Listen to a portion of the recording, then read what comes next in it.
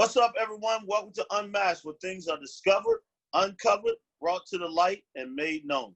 I'm your host, Lamar Barrett, coming live to you from PG County, Maryland. If you're interested in finding out about the untold stories behind being a college coach, this is the show for you. Being a former assistant men's college basketball coach for 16 years, there are so many untold stories behind the scenes in the life of a college basketball coach. Now, let's unmask them. Today's guest is a young and bright assistant coach, and when I say young, he's been in the business, giving a go in year 9, but he's been a student of the game for a long time as a player and as a professional. And then he's also an excellent talent evaluator, done a tremendous job with his first job when he was up at Colgate. And then a guy who I think is a future head coach in the business. He's a tremendous point guard with, like I said, an outstanding mind, just knows the game, student of the game, has some great teachers along the way. And he's a native of Philadelphia, Pennsylvania, Mike Jordan. He wears that very proudly. I don't think people understand when you're from Philadelphia, they wear it very proudly. And he definitely knows, you're going to know he's from Philly. So I want to make sure I read his bio before we even welcome him to the show. Mike had an outstanding career at the University of Penn. Playing for Fran Dunphy. Those dudes won a ton of games there. And once he was done playing, man, he went across and played 11 years professionally, in 9 different countries. So that got to be an experiment of his own. So you're talking about not only having a degree from the University of Penn, actually going to a great high school as well. Now you get to travel, you get to see the world a little bit. And I'm sure, from a cultural standpoint, that's outstanding. As a player, not just the playing part, but, outside of the basketball court as well. And then he gets into coaching. Now, while he's even playing, he's doing some coaching and working with some of the younger kids in the different countries he was doing. And he was coming home in the summer, working out with a guy in this business that was well respected in the Philadelphia area, and John Harnett. I always got to give a shout out to him. So he had a chance to work out with those guys during the summer, so he was always working on his craft for his next next thing in life. And so saying that, he had a chance to go and work with his backcourt teammate at up at Colgate, and that's when I first met Mike. When he was when they first came into the league, at Colgate, but they did an outstanding job. Had a chance to win, go to the NCAA tournament, and that hadn't happened at Colgate in a long time. But those guys did a great job of getting great players up there and also winning games, turning the culture around up there and coming back and winning another title, a regular season title in the Patriot League this year. And now, he got a chance to go home, and he decides, had a couple of chances to go home, and he decided to go to something that fits his background at Drexel University. So he'll presently he's officially started at Drexel University. And this will be year 1, going into year 1, where he had a chance to work with Zach Spiker. So I'm sure he's happy to be home. A lot of times you don't get a chance to get back home, but he has a chance. And I just want to welcome to the show a guy I've admired for a long time, especially the last 8 to 9 years, is how he goes about his business, what he does in his profession, and what he does with the young kids that he come across. I want to welcome to the show Mike Jordan. Hey, Lamar, thanks for having me, man. I appreciate it. And far too kind with the intro, but I appreciate it, my man. Hey, man, look, you got to give guys their flowers while they're here, man. And like I said, outstanding player. Now, you're passing along the things that you learn to these young men, and that's a plus. And I mean, a lot of guys they're not fortunate to do that. It has to be something like coaching has to be an acquired taste. And obviously, it's acquired taste with you, and you're doing exactly what the people before you wanted you to do to pass on what you know. So that's why I definitely had to say those things. But with saying all of that, man, we're gonna get right into it. We're gonna get unmasked. You come right from playing. You spent a long time professionally playing.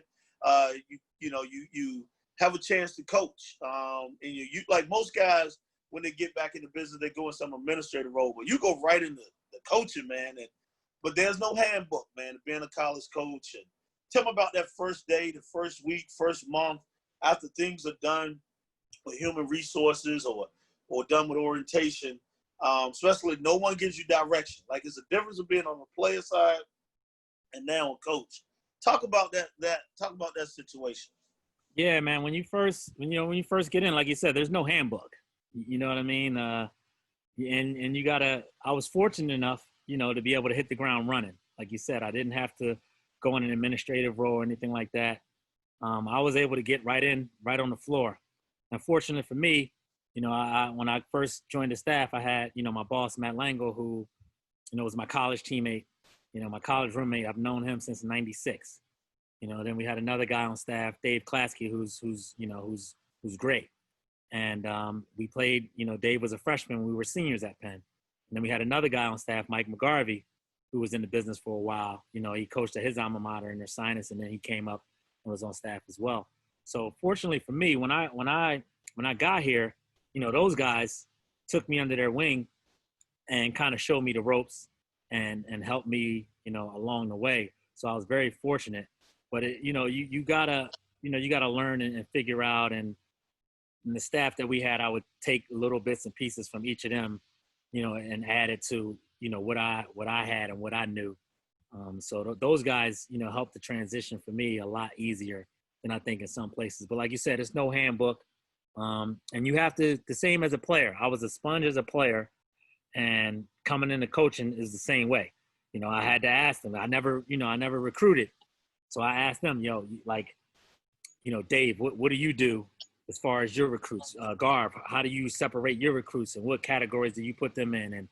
And who do you reach out to for this guy, this, that, and the third? Like, are you recruiting the parents, the girlfriends? Are you recruiting the cousins? Like, things like that. So I think you have to be a sponge, and you have to go into it with an open mind and ready to learn, from everybody. Because if you can take a little bits and pieces from everybody, just like in basketball, I stole stuff from, Jerome Allen. I stole stuff from Alvin Williams, those guys that I watched growing up. If you can steal a little bit from everybody, then I think it helps you with your craft. So true, man. You're so true about. I mean, that's how I got into coaching. I watched all the other guys, what they were doing. I had no clue when I first got in either. And you just take, like you said, you take pieces from everybody, guys who you look up to and you respect. And like you were fortunate to work with some good guys at Colgate that didn't mind that. They wanted to see you grow in this business. So, that's a shout out to them. And then, you know what? You weren't like going in thinking you knew everything. No, you was like, hey, I need help. And that's a good thing. That's the sign of a great staff right there. So shout out those guys.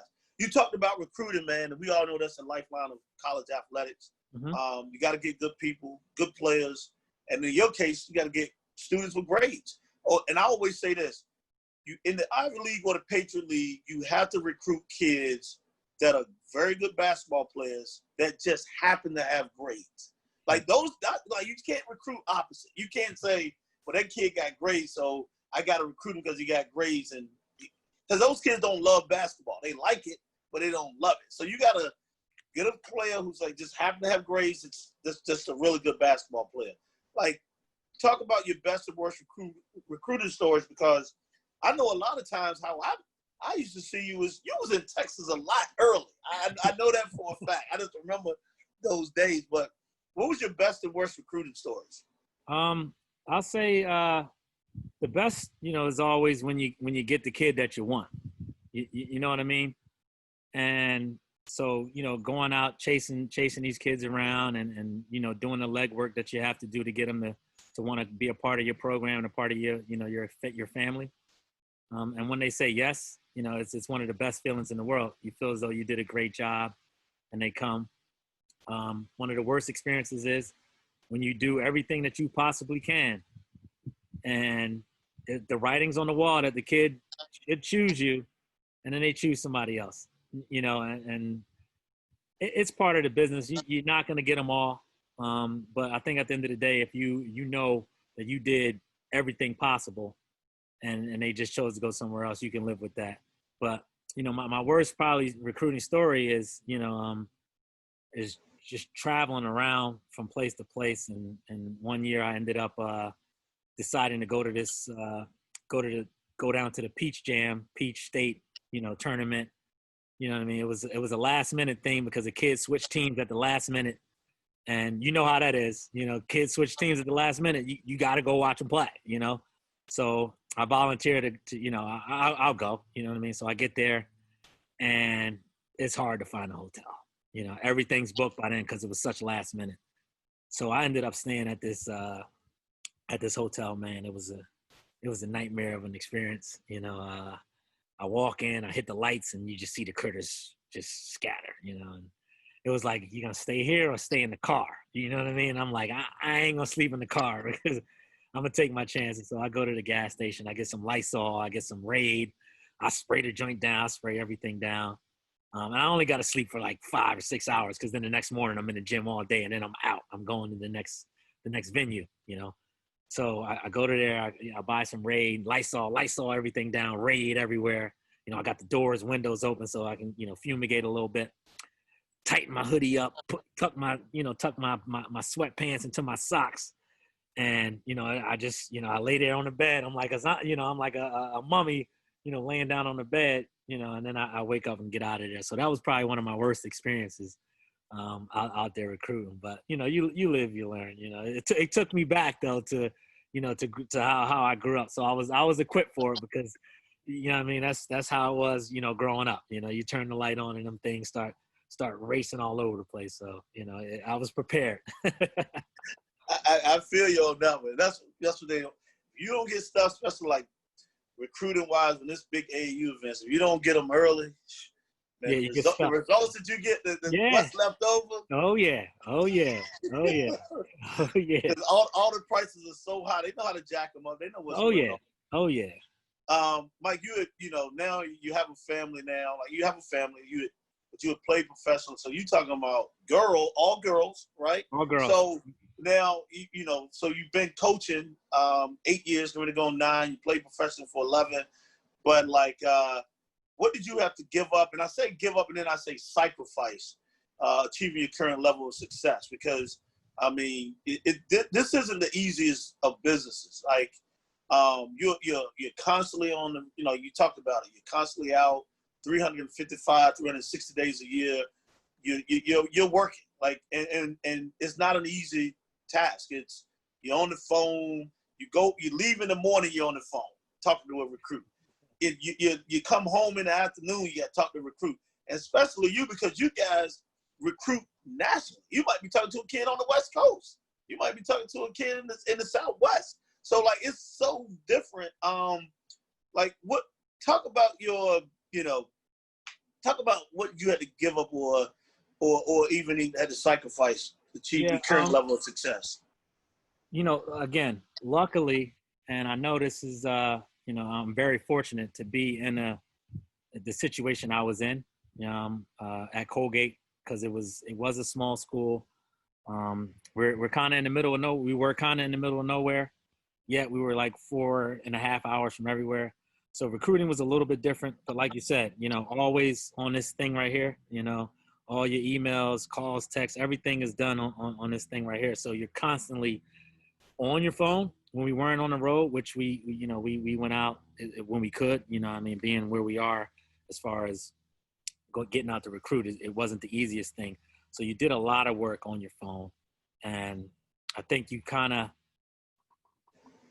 sacrifice a little bit and you got to manage it. You know what I mean? You got to manage it. And, you know, God bless the married coaches who do this because they have to have a strong wife to be able to do this. And, you know, I'm very lucky to have the woman that I have, that she, you know, she allows me to be able to do and really, you know, dive deep into this coaching thing. And so we can, you know, be successful. And so I'm very fortunate in that. But again, like you said, you sacrifice a little bit of time that you have with your family, and I'm sure it's a lot worse in other places. You know what I mean? And here at Colgate, it was really a family atmosphere. So I could bring my kids to the office. It was a small town, so you know I'm 5 minutes from my kids' school, so I could go watch my daughters, you know, play her violin at noon. Then I can come back to work and work a guy out, have lunch with another player. Then we meet, plan practice, you know, have practice. And then I'm home for dinner.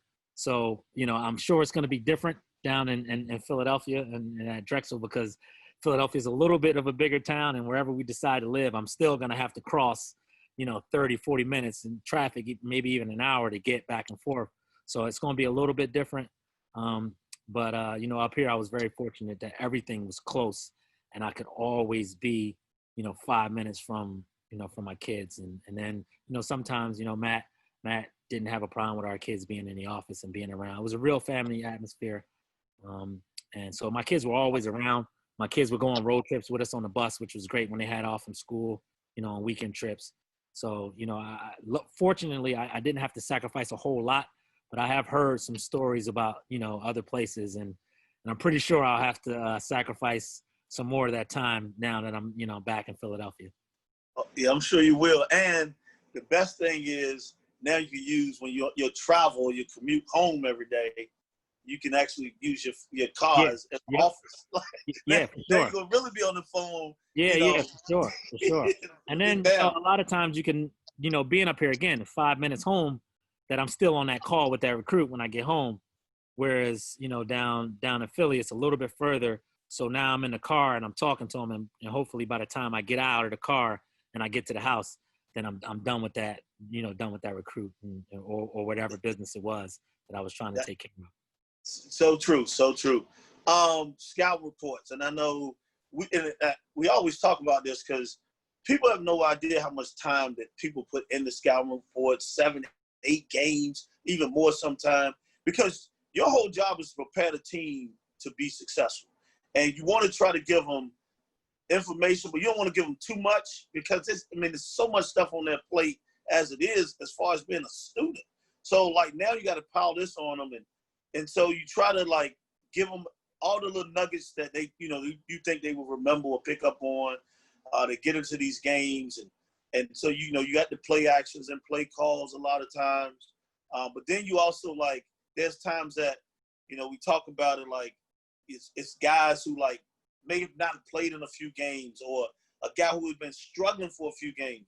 All of a sudden, that guy who's 2 for his last 30 decides he wants to make 3 or 4 threes in a game. I'm sure Matt turned around looking at you like, I thought he couldn't shoot the ball. Matt, I didn't say that. I said he's struggling. Like, talk about that. Like, what's been your best or worst scout report, or like just scout reports in general? Like, your take on them. In general, and this is like, we didn't have a video coordinator up here. You know what I mean? So we did our own scouts. So we watched the film, which is great because it helped me develop, in that area. It was more hands-on. So, like you said, we watched 7 to 8 games, depending on, and then the other assistants will watch a couple if it's not their scout, just to see if you, to help you out as much as they can.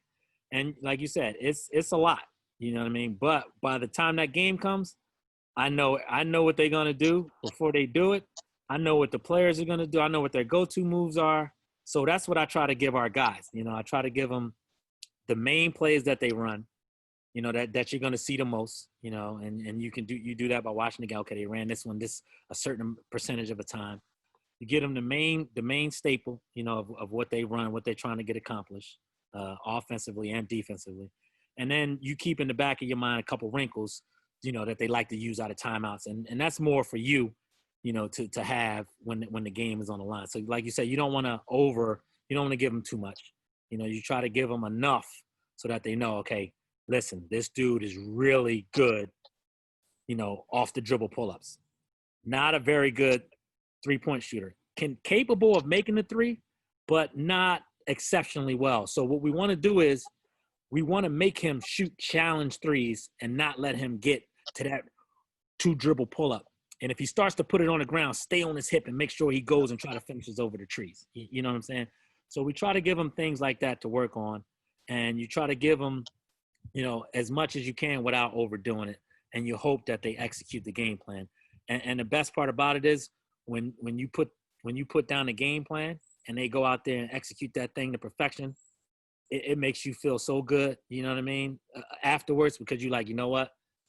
Like we put this together and they executed exactly what we wanted to do and we came out on top. And then there are some times where you go out and, like you said, you execute the game plan, and that guy that shoots 20%, from three for his last 3 years of college. He's been a 20% shooter, hits 4 threes. You know what I'm saying? And it happens. It happens sometimes, but you got to play the percentages when it comes down to that. So, and it was funny because this year when we played BU, Pat Moore had to scout, and they had a freshman guy who we didn't have much on, but I had seen the kid play in AAU because a friend had recommended him to me. So I watched him play. I watched his games and stuff, and I was telling Pat, I'm like, yeah, Pat, like he can shoot. You know what I mean? Like I'm telling you, he can shoot a little bit. And Pat's like, he's shooting 12%, man. I'm like, Pat, look, he can shoot. I watched him and I recruited him, loosely recruited him, so I've seen him play like he can shoot the ball. And so he had on the scouting report, he was like, not that good of a shooter. And my man hit a couple of threes, and I'm looking at him like, I told you he can shoot, man. And so after that, he changed it up. He switched it because he had more of a sample size to go by. But early on, you get the guys that are shooting a bad percentage, but you never saw them in high school, so you don't really know. You try to find some film on them and things, but you don't really have a large sample size. And then they come out and end up hitting threes and stuff like that. But just the best part is when you execute the game plan to perfection and you get a win. And the worst part about it is when you put that game plan out there and you tell them, don't let this man go right, or he's gonna give us 30 if he goes right, and they let him get to his right hand. It's like, yo, if he gives us 30 going left, I'll eat that. That's on me. But you let that man get to his right hand, which is he's a 90% player going right, where he's only a 45% player going left. So, that's the frustrating part about the scout, because you put so much time into it, and then they still let the guy get to his pet move. And it's like, no, if you make him beat us doing something else, not what he's really good at. So true, man. So true. You've been in it, like I said, 8 years, getting ready to go 9. So you starting to move up a little bit, man. Like you don't realize time flies in this business. But like, what's the biggest challenge, man, you think you've experienced since you've been in college coaching?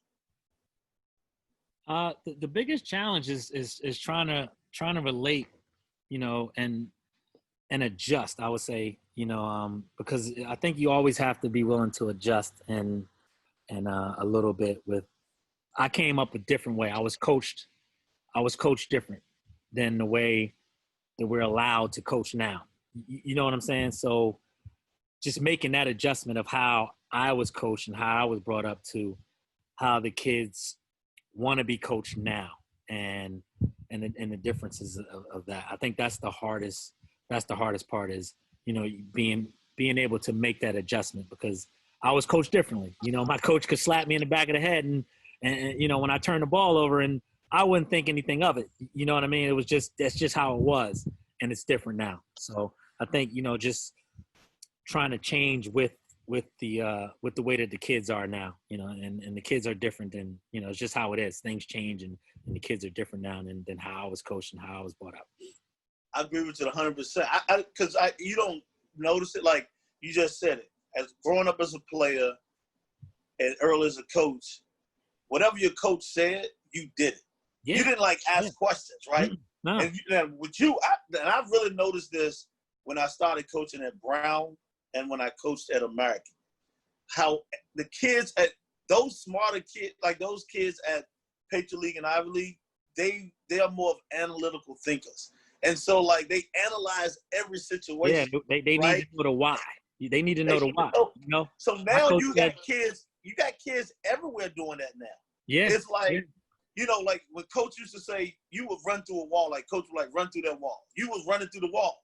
Now it's like, coach, why do we got to run through the wall? Can't I run around it or over top? So but they're not asking you because they're not asking you because, they don't want to do it. They just think it's a better solution. It's amazing how things have changed though. And definitely changed. Coach say, hey, you go out there and do this, do that in the third, and you just go do it because coach told me to do it. You know what I mean? I go out there and I execute what the coach asked me to do. And now a lot of it is a lot of these kids now, they need to know the why. Why do you want me to do that? Why do I need to do that? Why do I have to do that? And it's like you have to catch yourself from saying, Well, because cause I said so, man. yeah, You know what yeah. I'm saying? Like, It's like, and then why, why like you do I have said, to box out? I jump higher than him. Why do I have to box out? Because if you don't box out, he's going to get the rebound. Yes, you jump higher than him, but you need to box him out because all it takes is one mistimed jump at the wrong time and he nudges you under. Now he gets the putback and we lose. So it's just that part, that aspect of it. I think is the is the everyone most challenging. analyzes Yeah, everything. They yeah, it's the most analyze challenging. everything. Yeah, it's the most challenging because they do want to, and it's good that they want to know why. You know what I mean? So you gotta take the good with the bad. Well, I always ask this, man, because I always say this, like your mind, like your mind, and I don't even think it's just basketball mind. I don't think people when they sit down and talk to you and people listen to you, like, yeah, you went to Penn, but I think you're an intelligent university. You could have done anything. So I don't even think it's just the basketball part. I think, but like, do you find that there are things about you that people misunderstand? Like, what are they? Yeah, I think so. I think, and we've talked about this in other platforms on how like I'm very energetic on the sidelines. You know what I mean? And so they take that. A lot of people may look at that and be like, oh, he's crazy. You know what I mean? Or but I'm just passionate. I'm passionate about the game. As a player, I was passionate about the game. Between the lines, I'm a completely different animal than I am outside the lines. But a lot of people only see you in that situation, so they think, oh man, like that guy's, you know what I'm saying? But once the game's over and I'm outside the lines, I'm a good, I'm a good happy individual. You know what I'm saying? But and it's just people see, like, for example, like I wear the fitted hat. You know what I mean? Like some people may say, oh, that's unprofessional as a coach, but I see a lot of other people wear hats and they wear the bent brim. So what's the difference between the flat brim and the bent? A hat is a hat is a hat is a hat. But you know how it gets, how it gets perceived. And my coach at Penn, Fran Dunphy used to always say, perception is reality. And that's the sad part about it. And I try to tell, even my guys is, perception is reality. So be careful how you put yourself out there because some people may perceive, they don't know you. But once people get to know me, they see that I'm just a, regular chill dude. You know what I mean? I like to have a good time and things of that nature. So I am aggressive. I'm very aggressive, but at the end of the day, once I step off outside the lines, it's all good. I'm just two different, I'm like Dr. Jekyll and Mr. Hyde, I know that firsthand from coaching against you and then just getting to know you, man, over the years. So he's definitely 100% right. Like, I think people should, like, because you're not you're an approachable guy. You talk to anyone, like, and I just think a lot of times people, like, they try to, like, they try to figure you out, but, like, no, like, you strike a conversation with them, you pick up the phone and call them, like, you will be shocked. Like, you will be shocked. And I mean, I've had NBA guys, like, you were a professional, like you, I mean, you're just like everyone else. And I think people, like you talk about perception versus reality, or perception of reality. It's amazing how that is. And, like, I think more people need to get to know you, and they would be, like, presently happy that they have a chance to know you, like I do. I have to do a better job at putting myself out there as well. So it kind of works both ways. And like you said, my experiences through life and and just being able to do what I've done and see the places that I've seen has afforded me the opportunity to just be comfortable in every type of environment. You know what I mean? Like I rarely am uncomfortable in any type of environment, whether I'm around everybody that looks like me or not everybody looks like me. You know what I'm saying? I take pride in the fact that I can fit in and feel comfortable wherever I am. I love that. We know that this business, I mean, this is still an educating, teaching business. Like you've had some great teachers over the years, and it wasn't just basketball. You know what I'm saying? So it was about life. And I mean, like I said it earlier, one of the most respected guys ever. I mean, I saw not just basketball lessons, but life lessons by John Harnett. I mean, so what do you try to teach your guys or educate your players on besides just basketball? Just about being a good person and being open-minded and, being open to things that you're not necessarily used to. Get comfortable being uncomfortable sometimes. And you got to enter every situation with an open mind. And because everybody's story is different. And at the end of the day, people are going to remember how you treat them. So try to treat everybody, with respect and how you want to be treated. Because, like I said, people are going to remember how you made them feel. So, and you never know that, somebody who you may feel good about themselves may later down the road be able to help you out with something and you had no idea, and you were just being nice and cordial, but they remember how you made them feel, and then later down the line they return the favor, not maybe to you, but somebody that's to somebody that's an acquaintance of yours or a friend of yours, or maybe your kid or something like that. So just treat people the right way. Always have an open mind about something, and just do try to do the right thing as much as possible. Awesome. And I like to ask this, like, what are your best and worst memories in coaching? Best memories are, as I said, winning. Helping Colgate win. I always remember that that we helped change the culture and help build a program up here that that hasn't been good for a long time. You know what I mean? Since O'Donnell Foyle, those years. So I'm always going to remember that. My worst would be it's more of me not getting the best out of a player who was super talented, and I felt like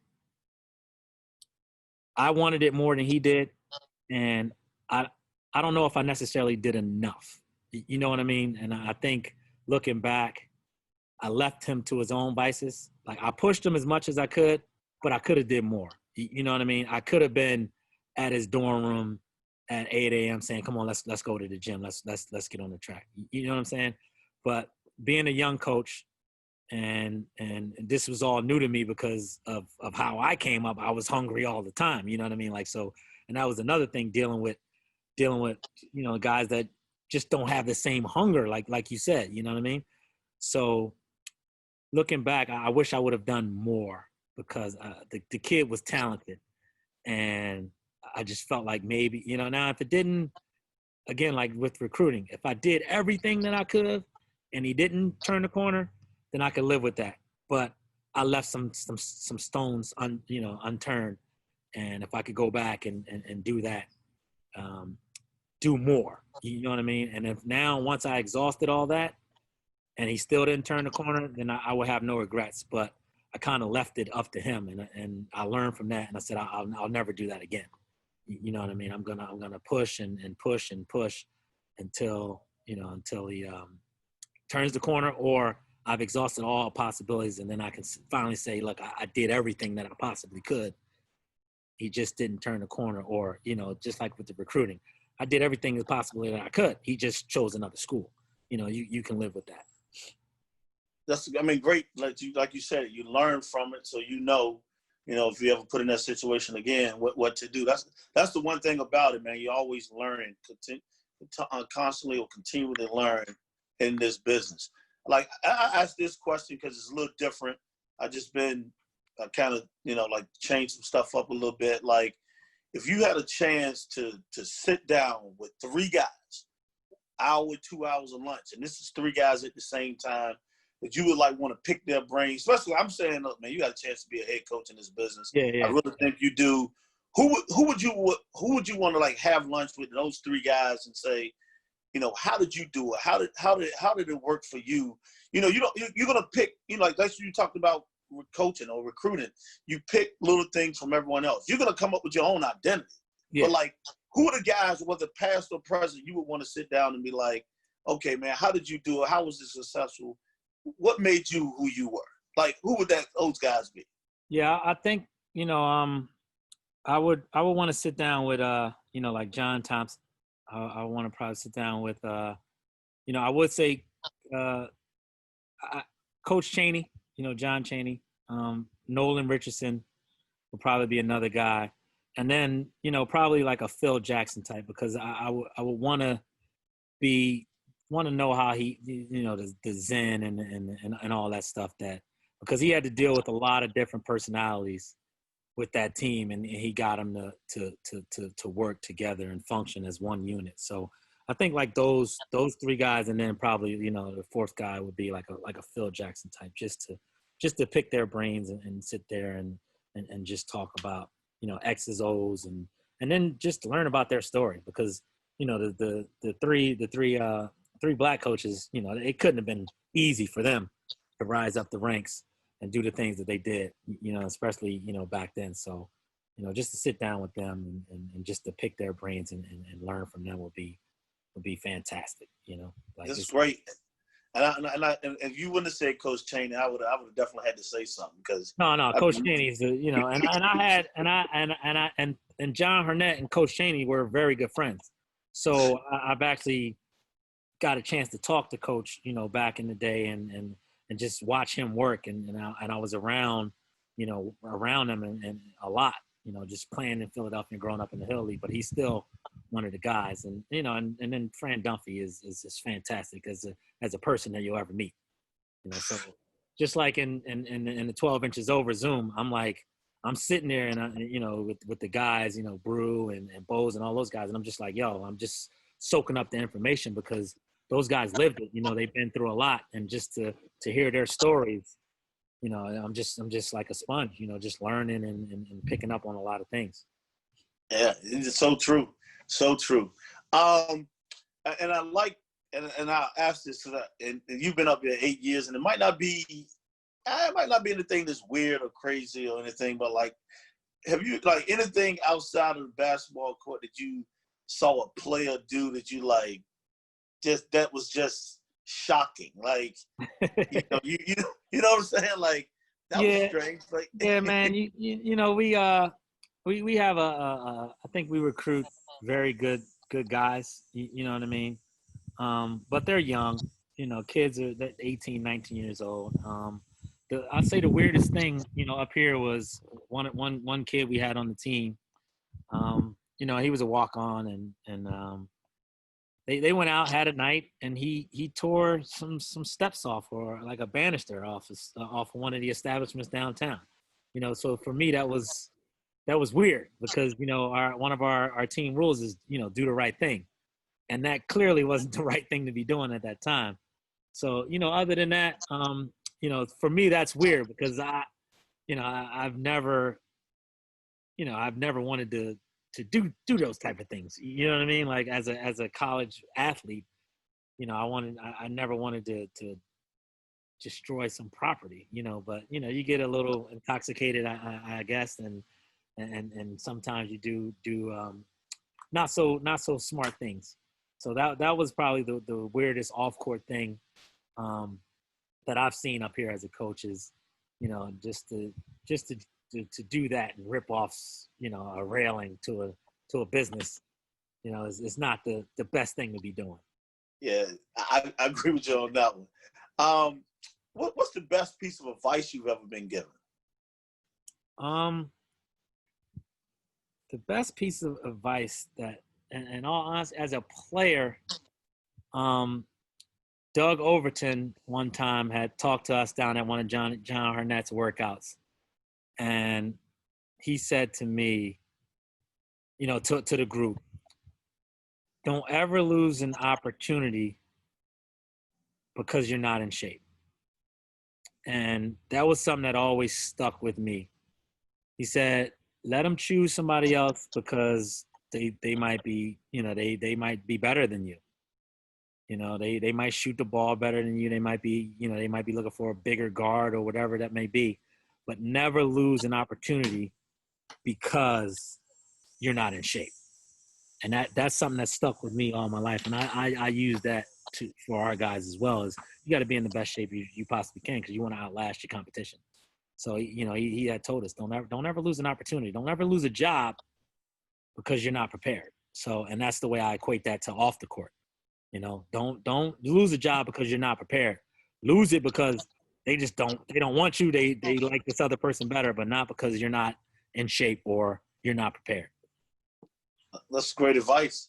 What movie or or TV show title best describes your week? I mean, I know we've been in this pandemic, but like it could be something else. Like what movie or TV show title best describes? Yeah, it'll probably be like Daddy Daycare or something like that. You know what I mean? Because my wife is a physician's assistant, and right now, luckily, I don't know if it's luckily or unfortunately, but we can only work remotely right now. So I'm still up in Hamilton, and she went back to work, and she's essential. She's a physician's assistant. So I've been home with the girls. You know what I'm saying? So it's been like daddy daycare around here, which is great. I love spending time with my girls. But so that would be my week. That would be my week right there. Great answer. What's your favorite word or phrase, man, you like to use? Because I know you've been around some great guys, so I'm sure in your mind you have something. My one of my favorite phrases is pretty funny, and people don't get it at first. And I say is something that I heard growing up is just when you thought it was curtains, it was drapes. You know what I'm saying? So don't ever think it's over until it's actually over. You know what I mean? Because the minute you think it's over, then something can change in an instant. You up 20, you start coasting, and now next thing you know, you're looking up, you're down 5. You know what I'm saying? So just when you thought it was curtains, it was drapes. So don't ever count anybody out. Don't ever count yourself out. Just when you thought it was curtains, it was drapes. I like that. I definitely like that. I like that. I'm gonna ask you this: what does success mean to you? I think success is happiness. You know what I mean? Like, are you truly happy? Some people measure it in dollar signs and material things, but I think success is looking back on where you came from and where you are now, and looking back from how I grew up and where I came from. I think I'm successful. I got a lovely wife and 3 beautiful children. You know what I mean? Who want for nothing. So, my success to me is their happiness, and their happiness in turn, adds to my happiness because I don't think anybody else can make you happy. I think happiness is something you have to find on your own. So success for me is that. You know what I mean? Is I'm truly happy and at peace with what I'm doing and where I am. Do I want more? Yeah, of course, because I'm competitive and I want to strive to always, to be better. But I'm happy, and I think that's success to me. Awesome, man. You're not a self-promoter. Like I said, you go around about your business. If you had to choose 3 adjectives to describe yourself, which would you choose? I would say smart, funny. I think I'm funny. Some people find me funny. And then I would say intense because I am intense. I'm very intense. So those would be 3 things that I would use to describe myself. Well, I'm gonna say this: like, what person or persons, because I know sometimes it is multiple people, and or event has had the most influence on your life? I would say one of the people was again a coach, Kevin Rockman, who ran the Total Response League back when I was young, and I was working the books. I was doing the table, scores, fouls, all that at a game, and he had asked me. He said, "How'd you do in school?" And I said, "I did all right." And he goes, "What's all right?" Get me to explain it a little more. And I said, "I got all A's and a B in French." And he looked at me and said, "Damn, like No, that's better than all right, man. Like, let's try to get you into this school. Your school that Chewy and them went to. Chewy is David Fields, and it ended up being Abington Friends. So that experience changed my life because I had an opportunity to go to a very prestigious private school, which then set me up to go to Penn, which then kind of set me up to go play overseas and just being exposed to those different things, helped me to be the guy that I am today. And like I said, fit in anywhere, be comfortable anywhere, and none of that happens if I don't meet Kev and he then sends me to AFS, which, opened up doors for, if I don't go to Abington Friends, I probably don't go to Penn. You know what I'm saying? And my Yeah. life is probably a little bit different than it is today, so, and through basketball, I meet Kevin. I get the opportunity to go to AFS, Penn. I meet John Harnett. I play down the Sunny Hill League and things like that. So just getting started playing basketball, and shout out to Eric Worley also, because he the first person to put the ball in my hand. You know what I mean? And you met Eric. He was on the 12 inches over. But he gave me the ball. He said, "Hey, we need an extra guy," and it was by accident, that somebody didn't show up, and they needed a fifth player that I started. And this is how this journey has unfolded for me. They just needed an extra guy. I go play. I fall in love with the sport, and it changes my life. In a positive direction. Awesome. I like to ask this, like, who are your role models in coaching, and then why?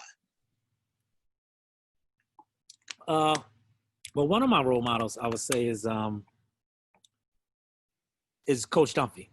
Obviously, I learned a lot from him, not just basketball, but just being a good human. He's like probably one of the best humans on the planet. You know what I mean? And I wish I had a quarter of his memory.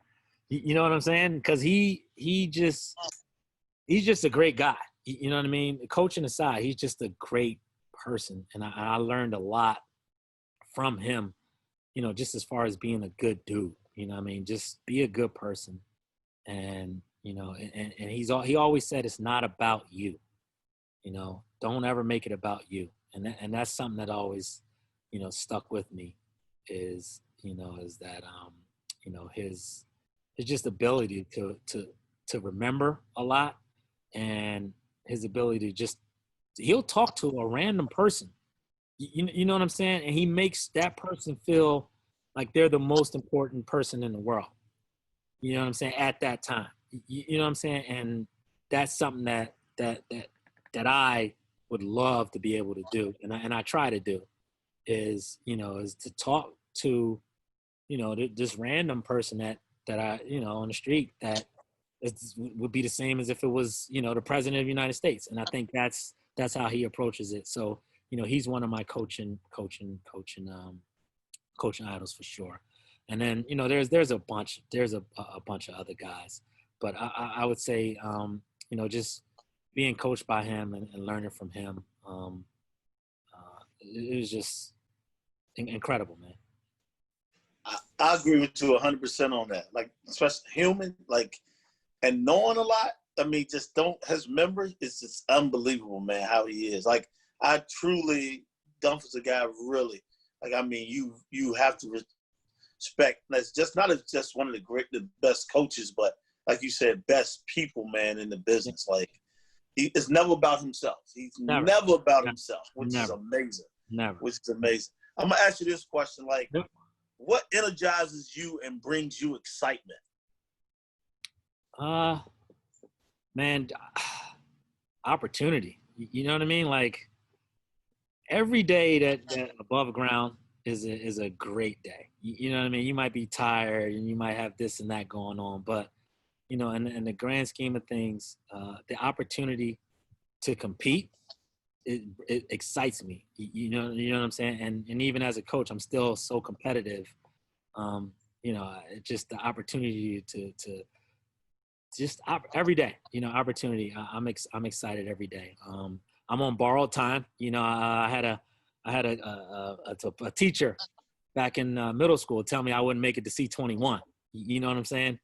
So here I am at 43. So I'm on borrowed time, man. Every day I wake up and I know that I'm blessed. You know what I mean? I'm blessed to be here, and I'm blessed to be where I am in life. So every day that I wake up, you know, I'm hyped and I'm ecstatic. So you add the opportunity that I have to coach basketball, something that I love, and you know that changed my life, and the opportunity to help it maybe change someone else's life. You know, that excites me. Awesome. Knowing what you know now, like what would you tell your younger self? So I mean, it was, you know, you're talking about 8 years ago now. Like, what would you tell your younger self to prepare for as an assistant coach, or even going back when you were still playing? Like, what would you say to yourself to prepare for as an assistant coach? Yeah, as a player, I would say, you know, I would go back and tell myself, yo, you gotta let certain shit go. Like, let it go. And the same thing as a coach. You know what I mean? Don't harp on the negative. You know what I mean? And that was something that, you know, I had you know, I was always like, just, you know, just let shit go as a player. And then as a coach is try to figure out other ways to motivate the players. You know what I mean? Because again, coming from being a player and transitioning right into coaching, I still had that player mindset. Is, you know, like I'm the point guard. I'm you know, and I'm intense, so I'm yelling and I'm screaming. And again, this generation is different, and you can't reach everybody the same. But that's how I was coached. You know what I'm saying? So I would just tell my younger self to, you know, adapt earlier, adjust earlier. You know, and I think that the kids, you know, to a man, have all been like, you know, coach, as they graduated, thank you for being on me and pushing me to be the best that I can. And I had always told them the message is listen to what I'm saying, not how I'm saying it, because I am very intense. And once I get going, I kind of get going. I got to reel myself in a little bit. So I would just tell myself to, you know, just adjust a little bit and don't be so intense, you know, try to control that. Great Intense. stuff. Yeah. Great stuff right there. Man, look, man, Mike, I want to thank you again for Thanks for being a having me, guest man. on the show and being unmasked. But like, you want to lead the people anything, man? You dropped so much knowledge today. But anything you want to say before we go? Yeah, man, I'll just tell any of the players out there that are watching this, and it's just to work hard. You know, just work hard, run your own race. You know, compete as hard as you possibly can for as long as you can, and you know, and that's and to be a good person. At the end of the day, be a good person. You know, treat people how you want to be treated, and just be a good person at the end of the day. So true, man. I appreciate that. And I want to thank you, viewers, for watching another great show. Stay tuned for the next guest as we get them unmasked. See you next time, and stay safe.